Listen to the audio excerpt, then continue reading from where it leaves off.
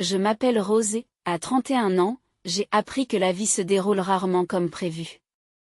Je vis seule dans un appartement loué à l'autre bout de la ville, avec ma mère et ma jeune sœur, Abby. De l'extérieur, ma vie peut sembler simple, je suis diplômée de l'université, j'ai un emploi stable et je vis de façon indépendante.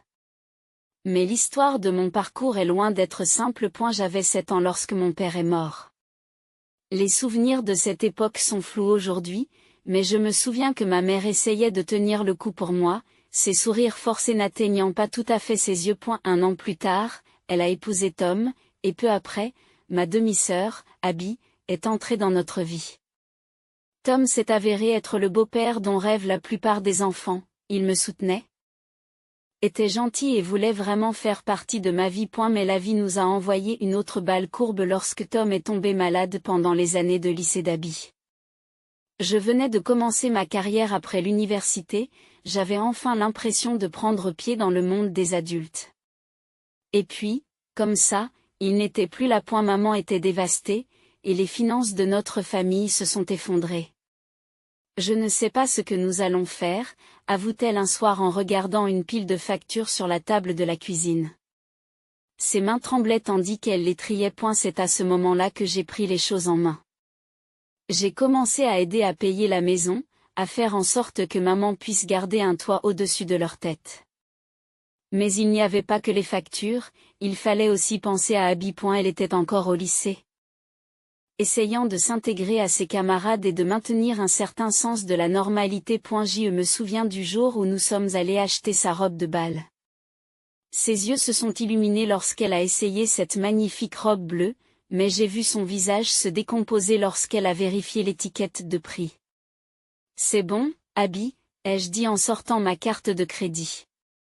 Tu mérites de te sentir spécial pour ton bal de fin d'année. La robe a coûté plus que ce que j'aurais dû dépenser, mais le fait de voir sa confiance en elle s'épanouir valait chaque centime. J'ai continué à lui acheter des vêtements, en veillant à ce qu'elle ne se sente jamais dépaysée parmi ses amis. Lorsque les lettres d'acceptation des universités ont commencé à arriver, j'ai pris une autre décision importante. J'avais économisé pour m'acheter une nouvelle voiture, la voiture de mes rêves, en fait. Mais en voyant l'excitation d'Abby lorsqu'elle a ouvert sa lettre d'acceptation à l'université d'État, j'ai su ce qu'il me restait à faire. Je vais t'aider à payer les frais de scolarité, lui ai-je dit ce soir-là au cours du dîner. Tu te concentres sur tes études. Ce n'était pas une école très chère par rapport aux universités privées, mais cela signifiait quand même que je devais mettre mes propres rêves entre parenthèses. Chaque semestre, je faisais des chèques pour payer ses frais de scolarité et je voyais mon budget voiture diminuer jusqu'à ce qu'il disparaisse. Mais le fait de l'avoir marché sur cette scène lors de la remise des diplômes a fait que tout cela en valait la peine. Comme tout mon argent servait à payer les frais de scolarité d'Abby, j'ai dû faire des compromis. Le plus important se trouvait sur le parking du bureau, une Honda Civic de 1998 qui semblait avoir survécu à plusieurs apocalypses. La peinture s'écaillait par plaques, laissant apparaître différentes nuances de rouille. Et la portière du passager avait une bosse de la taille d'un ballon de basket. Et le capot avait plus d'égratignures que les meubles d'une dame au chat. Chaque matin, Jerry, le concierge de notre immeuble, balayait l'entrée lorsque j'arrivais. Il ne manquait jamais une occasion de commenter ma voiture. Regardez qui a réussi à passer une journée de plus sans être envoyé à la casse, disait-il en souriant, appuyé sur son balai. Les camions poubelles doivent se relâcher, mademoiselle Rose. Et, ne leur donne pas d'idée, Jerry, lui répondais-je en riant. Cette beauté a encore au moins 10 ans devant elle. La voiture est devenue une sorte de légende au bureau. Mes collègues plaisantaient sur la création d'un GoFundMe pour sauver Rose du tétanos. Même ma patronne haussait un sourcil chaque fois qu'elle me voyait en sortir. Rose, tu sais que tu devrais bientôt être augmentée, a-t-elle laissé entendre un jour. Il est peut-être temps d'envisager une revalorisation ? Mais je me suis contentée de secouer la tête. Tant que cela me permet d'aller du point A au point B, c'est bon.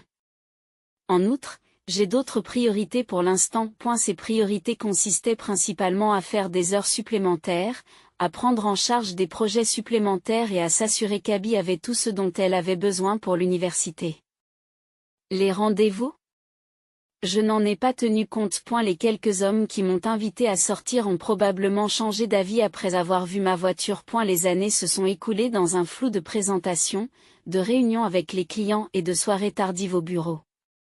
Pendant qu'Abby préparait son diplôme, je gravissais les échelons de l'entreprise. Toutes ces heures supplémentaires et ces responsabilités additionnelles ont finalement porté leurs fruits lorsque j'ai été promu chef de service. Le lendemain de cette promotion, je suis entré chez le concessionnaire et je me suis acheté une Nissan toute neuve. Rien de très tape à accent grave l'œil, mais une voiture bien différente de ma voiture rouillée. L'expression du visage de Jerry lorsque je suis arrivé au volant de la voiture le lendemain matin n'avait pas de prix. Il s'est redressé comme un soldat, m'a fait un salut exagéré et a ouvert la porte d'entrée de l'immeuble avec éclat.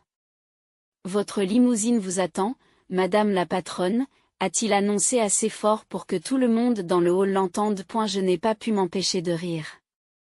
Repos, Jerry. Mais je dois admettre que c'est agréable de ne plus avoir à se soucier du tétanos. Et notre routine matinale va me manquer, dit-il avec un soupir moqueur. Qui vais-je taquiner maintenant ? Les voitures des autres sont tellement normales. Et la Nissan n'était pas seulement une voiture, c'était un symbole du chemin parcouru. Abby venait d'être diplômée de l'université, ma carrière décollait et, pour la première fois depuis des années, j'avais l'impression de pouvoir respirer un peu plus facilement. Alors que je pensais que la vie s'installait dans une routine confortable, Abby est passée à l'improviste dans mon appartement un samedi matin.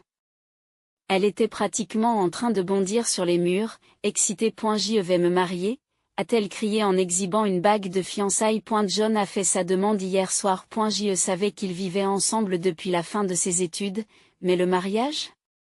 C'était inattendu. La suite a été encore plus inattendue. Le mariage aura lieu dans 6 mois, a-t-elle annoncé en sortant son téléphone pour me montrer des tableaux Pinterest remplis d'idées de mariage élaborées. J'ai vraiment besoin de ton aide pour tout organiser. J'ai pris une grande inspiration. Bien sûr que je t'aiderai, Abby. Mais soyons réalistes. Nous devrions prévoir quelque chose de beau mais de modeste. Elle a hoché la tête avec enthousiasme. Oh. Absolument. Rien d'extravagant. Juste une petite fête intime. Bien, dis-je, soulagé. Pourquoi ne pas établir un budget prévisionnel ? Nous pourrons l'examiner ensemble et trouver ce qui est le plus raisonnable. Maman a été ravie d'apprendre notre conversation. C'est merveilleux de vous voir travailler ensemble comme ça, a-t-elle dit lors de notre dîner hebdomadaire. Rose, tu as toujours été une si bonne sœur pour Abby. Mais la vie a eu d'autres projets. L'appel est arrivé un mardi matin. Grand-mère Hélène, la mère de mon père, était décédée dans son sommeil. Et la nouvelle m'a frappé comme un coup de poing dans le ventre. Elle était venue à la remise de mon diplôme universitaire, m'envoyait des cartes d'anniversaire chaque année et prenait toujours le temps de nous appeler le dimanche. Les funérailles ont été modestes mais magnifiques. Alors que j'écoutais le pasteur, les souvenirs ont afflué. Les biscuits de Noël dans sa cuisine, l'heure du conte dans son jardin. La façon dont elle me donnait des bonbons pendant la messe quand maman regardait. Je n'avais pas réalisé à quel point ces appels hebdomadaires me manqueraient jusqu'à ce qu'ils disparaissent à jamais. Après la messe, l'avocat m'a convoqué dans son bureau. Je ne m'attendais pas à grand-chose, peut-être quelques photos de famille ou les vieux dossiers de papa que grand-mère avait conservés. A eu lieu de cela, il a glissé 2 documents sur son bureau, l'acte de propriété de la maison de grand-mère et un relevé bancaire indiquant un virement de 300 000 $ sur mon compte. J'ai passé les semaines suivantes à emballer mon appartement et à emménager dans la maison de grande Ashmer. A eu début, c'était étrange de dormir dans la chambre d'amis que j'avais utilisée pendant les visites de mon enfance. La maison était remplie de souvenirs, certains heureux, d'autres doudaches amers. Je ne pouvais pas encore me résoudre à changer quoi que ce soit. Pas même le papier peint fariné de la cuisine que j'avais toujours trouvé un peu exagéré. Abby a encore débarqué à l'improviste, cette fois au moment où je déballais des cartons dans le salon. « Oh mon Dieu, Rose, tu as de la chance !» s'est-elle exclamée en passant sa main le long de la rampe d'acajou. « Cette maison est magnifique, et tout cet argent aussi. Tu parles d'une chance inouïe. » J'ai posé la boîte que je tenais et je me suis tournée vers elle. De la chance? Abby, ma grand-mère vient de mourir. Eh bien, oui, commença-t-elle, avant de s'interrompre devant mon expression. La pièce est devenue silencieuse, à l'exception du tic-tac de la vieille horloge murale de grand-mère. Quelques jours après avoir emménagé dans la maison de grand-mère, je me suis arrêtée chez maman pour notre habituel dîner dominical. Dès que je suis entrée, j'ai senti que quelque chose n'allait pas. Abby était assise à la table de la cuisine, vibrant pratiquement d'une énergie à peine contenue. Rose, s'est-elle exclamée avant même que j'aie pu enlever mon manteau. J'ai pensé au mariage. Maintenant que tu as reçu tout l'argent de ta grand-mère, nous pouvons enfin faire en sorte qu'il soit vraiment spécial. J'ai accroché mon manteau lentement, essayant de comprendre ce qu'elle disait. Qu'est-ce que tu veux dire? Eh bien, tu sais, a-t-elle continué, en sortant un nouveau plan de mariage, beaucoup plus élaboré, sur son iPad. Au lieu de la petite salle que nous avons visitée, nous pourrions réserver l'hôtel Grand Plaza. Et au lieu d'un simple buffet, nous pourrions faire un dîner composé de 5 plats. Oh, et j'ai trouvé cette superbe robe de créateur. Je l'ai interrompue en m'asseyant à la table. L'héritage ne change rien à notre accord précédent, Abby. Son visage s'est décomposé. Mais pourquoi pas? Tu as tout cet argent maintenant. 3 cents,000. C'est plus qu'assez pour m'offrir le mariage dont j'ai toujours rêvé. Cet argent est pour ma grand-mère? Abby. J'ai des projets pour cet argent, j'en investirai une partie, je ferai peut-être des rénovations dans la maison. Ce n'est pas un fonds pour le mariage. Pourquoi es-tu si égoïste, s'est-elle emportée, le ton montant. Tu es ma sœur. C'est ton devoir de m'aider. Le mot « devoir » m'a frappé comme une gifle. Je sentais la chaleur monter à mes joues, des années de frustration accumulées ayant soudain explosé. Mon devoir, dis-je en m'efforçant de garder une voix stable. Était-ce mon devoir de payer l'intégralité de tes frais d'inscription à l'université? Était-ce mon devoir de t'acheter de nouveaux vêtements pendant tout le lycée pour que tu ne te sentes pas exclu? Était-ce mon devoir de conduire une voiture qui avait l'air d'appartenir à une casse pour que tu puisses vivre une expérience normale à l'université? C'est différent, a-t-elle protesté, mais je n'avais pas fini. Qu'en est-il de tout ce que j'ai déjà payé pour ce mariage? La compte pour le lieu de réception?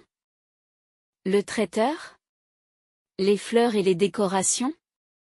La robe de mariée qui a coûté plus cher que mon premier mois de loyer, maman se tenait dans un coin, remuant méthodiquement une casserole de sauce qui n'avait pas besoin d'être remuée. Les filles, vous devriez peut-être le faire. Abby a repoussé sa chaise si fort qu'elle a raclé le sol. Vous savez quoi? Gardez votre précieux héritage. Je suppose que l'argent montre vraiment le vrai visage des gens. Et c'est le cas de la tienne, Rose. Elle sortit en claquant la porte d'entrée si fort que les vitres s'entrechoquèrent. Le bruit du moteur de sa voiture et le crissement des pneus sur la chaussée résonnent dans la maison soudain silencieuse. Maman finit par arrêter de remuer la sauce. Elle va se calmer, dit-elle à voix basse, mais elle n'a pas l'air convaincue. J'y suis restée assise là, à regarder l'entrée vide où ma sœur s'était tenue, me demandant comment nous en étions arrivés là. J'avais passé des années à essayer de donner à Abby tout ce dont elle avait besoin, tout ce que je pensais qui la rendrait heureuse. Maintenant, j'ai l'impression que tout ce que j'ai fait, c'est de lui apprendre à attendre toujours plus, sans jamais penser au coût, non seulement financier, mais aussi émotionnel. J'ai su que quelque chose n'allait pas lorsque mon téléphone n'a pas cessé de bourdonner. Il y a d'abord eu les messages Facebook, puis Instagram, puis les textos directs. Tous émanaient de proches de Tom, de tantes, d'oncles, de cousins que je connaissais à peine, mais qui étaient restés en contact par l'intermédiaire des médias sociaux après sa mort. Comment avez-vous pu faire cela à votre propre sœur? C'est ta seule sœur, Rose, la famille aide la famille. Je ne peux pas croire que tu sois si égoïste avec ton argent. Chaque message me faisait l'effet d'un coup de poing dans le ventre. Je les ai fait défiler, en essayant de comprendre ce qui se passait. Puis vint un message particulièrement méchant de Sarah, la cousine de Tom. Abby nous a tout raconté. Refuser de l'aider pour son mariage alors qu'on est assis sur un tas d'argent? Honte à vous. C'est là que le déclic s'est produit. Abby n'était pas seulement en colère, elle s'employait à monter les gens contre moi. À eu travail, j'ai remarqué les chuchotements et les regards de travers. Karen, de la comptabilité, qui passait habituellement à mon bureau tous les matins pour prendre un café, avait soudain des réunions pendant notre temps de discussion habituel. Puis James, du service marketing, m'a coincé dans la salle de repos. Rose, dit-il en remuant maladroitement son café. Tout va bien à la maison? Ma femme suit Abby sur Instagram. Elle a posté des choses assez émouvantes sur la trahison d'une famille. J'étais sur le point d'expliquer quand mon téléphone a sonné. L'identification de l'appelant montrait un numéro que je ne reconnaissais pas. Allô? C'est Rose Mitchell? La voix était âgée mais tranchante, comme un couteau enveloppé de velours. Oui, qui est-ce? C'est Margaret Henderson, la grand-mère d'Abby. J'ai entendu des choses troublantes à votre sujet, jeune fille. J'ai eu un haut le cœur. J'avais rencontré Madame Henderson quelques fois lors de réunions de famille. C'était la mère de Tom, toujours à l'écoute d'Abby, mais qui reconnaissait à peine mon existence. Madame Henderson, je pense qu'il y a un malentendu. Ne m'interrompez pas, dit-elle. Abby m'a tout raconté. Comment vous accumulez votre héritage, alors qu'elle se bat pour organiser son mariage? Sais-tu à quel point c'est difficile pour elle? Elle est jeune, elle a toute la vie devant elle. Et tu essaies de gâcher ce qui devrait être le plus beau jour de sa vie. Ce n'est pas du tout vrai, ai-je protesté. J'aide Abby depuis des années. J'ai payé son université, ne me mens pas, dit-elle. Abby m'a raconté la vraie histoire. Tu as reçu un pactole de ta grand-mère, et maintenant tu es trop égoïste pour le partager avec ta sœur. Je vais m'assurer que tout le monde sache exactement quel genre de personne tu es. La ligne s'est coupée avant que je puisse répondre. L'héritage de grand-mère Hélène ne datait pas d'une semaine, d'une manière ou d'une autre, il avait bouleversé ma vie. J'ai essayé d'appeler Abby, mais elle ne répondait pas. Après 3 jours d'appels ignorés et de messages sans réponse, j'en avais assez. Je savais qu'Abby serait chez maman pour leur déjeuner hebdomadaire, alors j'y suis allée en voiture. Mes mains serrant le volant si fort que mes jointures sont devenues blanches. Je les ai trouvées dans la cuisine. Maman était au fourneau et Abby se prélassait à la table, faisant défiler son téléphone comme si de rien n'était. Elle a à peine levé les yeux quand je suis entrée. Il faut qu'on parle, ai-je dit, ma voix tremblant de colère à peine contrôlée. C'est quoi cette campagne de harcèlement que tu m'opposes? Abby a posé son téléphone avec une lenteur exagérée. Oh, tu veux dire aux gens la vérité sur ta cupidité? La vérité? Je sentais ma pression sanguine monter. Tu répands des mensonges à mon sujet à tous ceux qui veulent bien t'écouter. Mes collègues posent des questions, les parents de Tom m'envoient des messages de haine, et ta grand-mère, peut-être que si tu n'étais pas si avare de ton argent, je n'aurais pas besoin de dire quoi que ce soit aux gens. Elle s'est interrompue en examinant ses ongles. Mais voilà. Tu peux faire en sorte que tout ça s'arrête. Qu'est-ce que tu racontes? Elle s'est redressée, avec un regard calculateur que je n'avais jamais vu auparavant. Les 20 000 $ sur lesquels nous nous étions mis d'accord? Ça ne suffira plus. J'ai besoin de 100 000 $ pour le mariage. Je pensais avoir mal entendu. 100 000 $, c'est vrai, elle a souri, mais son sourire n'a pas atteint ses yeux. Tu as 300 000 $ qui dorment là. Qu'est-ce que 100 000 $ entre sœurs? Tu as perdu la tête, ai-je dit en secouant la tête, incrédule. Non seulement je ne te donne pas une telle somme, mais j'annule tout ce que j'ai déjà payé.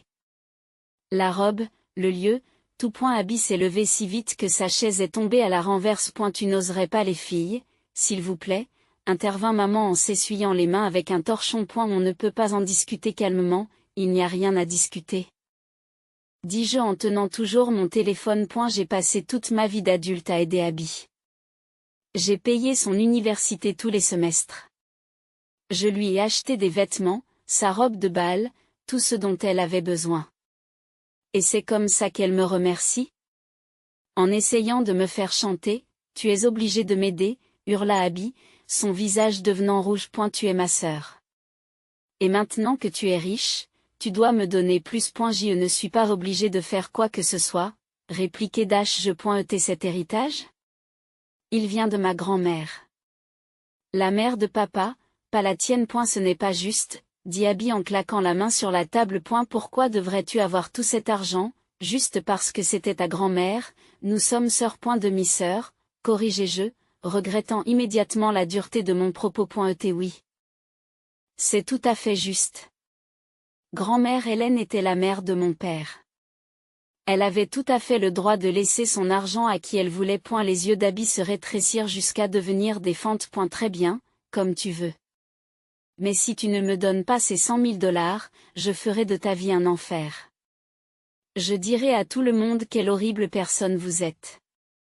Je le publierai sur Internet. Je ferai en sorte que tout le monde sache que tu as abandonné ta seule sœur au moment où elle avait le plus besoin de toi. J'ai passé la soirée à appeler le lieu du mariage, le traiteur, le fleuriste, le magasin de robes. À chaque annulation, je ressentais un mélange de soulagement et de tristesse. Ce n'est pas ainsi que j'avais imaginé le mariage de ma sœur. Maman m'a appelé le lendemain matin, alors que je me préparais pour le travail. Rose, tu dois reconsidérer ta décision, dit-elle d'une voix fatiguée. Abby a pleuré toute la nuit. On ne peut pas revenir au plan initial? Les 20 000? Je m'assurerai qu'elle s'excuse publiquement pour tout ce qu'elle a dit sur toi. J'ai fait une pause, réfléchissant. Si elle fait des excuses publiques et retire tous les mensonges qu'elle a répandus, je pourrais y réfléchir. Mais j'ai besoin de voir les excuses d'abord. Je lui parlerai, maman l'a promis. Elle le fera, elle doit le faire. Mais Abby avait d'autres projets. Le lendemain, alors que j'étais en réunion au travail, mon téléphone s'est mis à bourdonner d'alertes provenant de mon système de sécurité domestique. Je me suis excusée et j'ai vérifié le flux en direct. Ce que j'ai vu m'a glacé le sang. Abby était dans mon jardin et lançait des pierres à travers mes fenêtres. Le bruit du verre brisé résonnait dans les haut-parleurs de mon téléphone. Mais elle n'en avait pas fini. Elle est passée au jardin de fleurs bien-aimé de grand-mère, aux roses qu'elle avait tendrement entretenues chaque printemps, aux lys qu'elle avait divisées et replantées chaque automne. Abby les arrachait par les racines, les jetait sur la pelouse comme s'il s'agissait de mauvaises herbes. Les mains tremblantes, j'ai appelé la police. J'ai la preuve vidéo que quelqu'un a vandalisé ma propriété, ai-je dit en regardant une autre fenêtre voler en éclats. À eu poste de police, j'ai trouvé non seulement Abby, mais aussi son fiancé John et ses parents.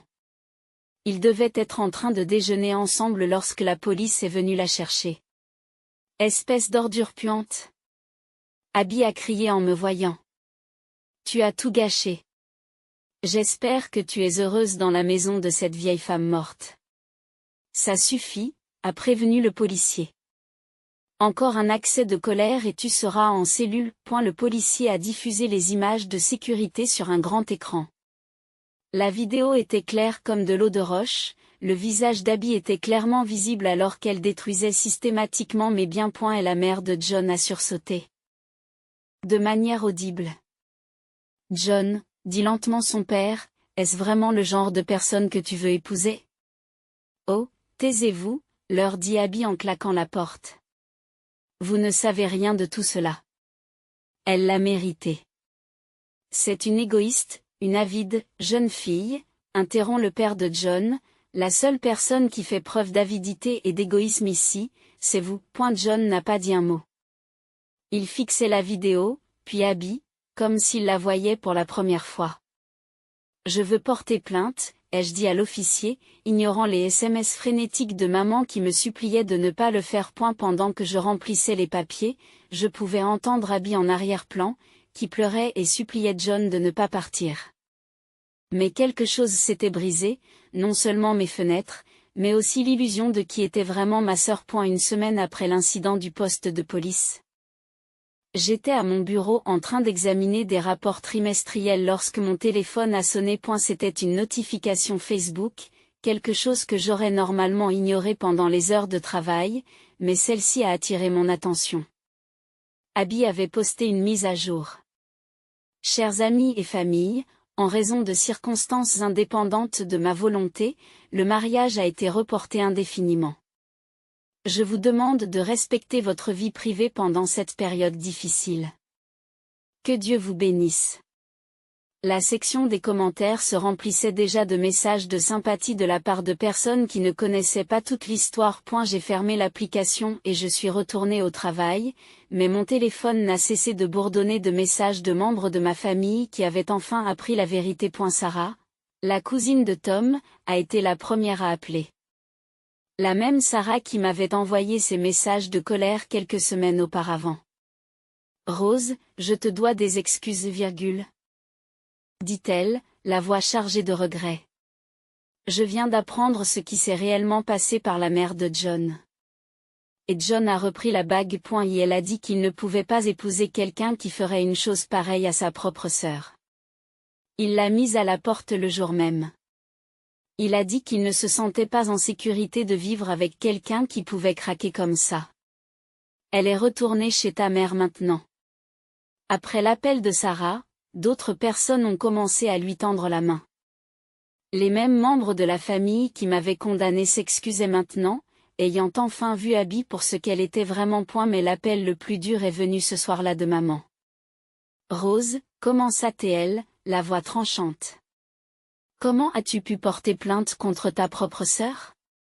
Sais-tu ce que tu as fait à sa vie? Son mariage est annulé, elle a perdu sa maison. Je l'ai laissé continuer pendant quelques minutes, avant de l'interrompre discrètement. Maman. Est-ce qu'Abby t'a dit ce qu'elle a dit à propos de grand-mère Hélène au poste de police? De quoi tu parles? J'ai pris une grande inspiration et j'ai répété mot pour mot les paroles d'Abby, toutes les choses cruelles et haineuses qu'elle avait criées à propos de ma grand-mère. Sur le fait qu'elle espérait que j'aimais vivre dans la maison d'une vieille femme morte. Et la ligne est devenue si silencieuse que j'ai cru que l'appel avait été interrompu. Je ne savais pas, dit finalement maman, sa voix dépassant à peine un murmure. Rose, je suis vraiment désolée. Je comprends maintenant pourquoi tu as fait ce que tu as fait. Ta grand-mère, elle vous aimait tellement toutes les deux, même si Abby n'était pas de son sang. Elle n'a jamais fait cette distinction. 2 mois passèrent. La vie a repris son cours normal. J'ai fini de replanter le jardin de grand-mère, en choisissant toutes ses variétés préférées, les roses dans lesquelles elle se baignait chaque hiver. Les iris violets qu'elle avait divisés et partagés avec les voisins, les lys blancs qui avaient fleuri lors de son mariage. Les nouvelles fenêtres étaient mieux isolées que les anciennes, et j'avais ajouté des lumières de sécurité autour de la propriété, juste au cas où. Maman m'a invité à prendre un café un dimanche après-midi. J'ai demandé à Abby de déménager. En me versant une tasse, maman m'a dit, elle était devenue impossible à vivre.